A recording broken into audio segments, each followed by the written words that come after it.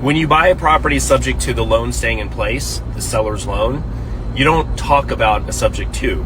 So if you're going to present the option of buying a seller's property and taking over their loan, here's how you position that.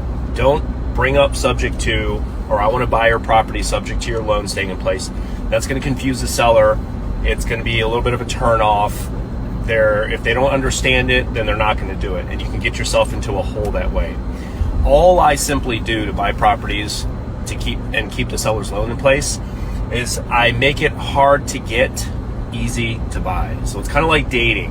You don't just throw it out there and pursue, because now they're in the power frame. So you stay in the power frame by simply saying, look, if the house qualifies for our credit restabilization program, then what they'll do is put the property into a trust, take over the trust, and that means that you're off the hook for all the financial obligation on the house and the mortgage payments and so forth, and you have to deal with none of the maintenance or the taxes or insurance or any of that.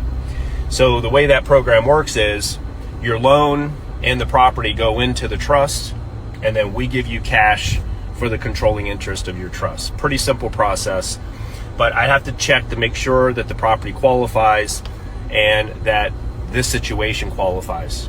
And that's legitimate, because if the interest rate is a variable rate or an adjustable rate mortgage, then it wouldn't qualify. If the loan is too big and it takes too much to rehab the house to get a tenant ready, or whatever your hold or exit strategy is, then it doesn't qualify. So you have to make sure that the loan qualifies, the property qualifies, the rehab's not too much, and then if it does qualify, you can come back and bring them into the credit stabilization program.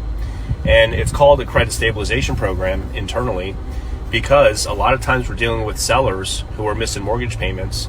And so to get that mortgage ready as quick as possible, when we take over their loan, we have to reinstate the loan and bring it in good standing. So now they're in good standing again.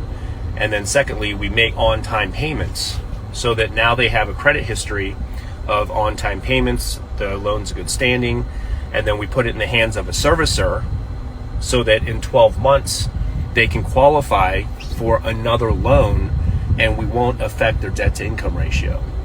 That's how you position a subject to offer without bringing up the word subject to. The word subject to should never even come up in the process.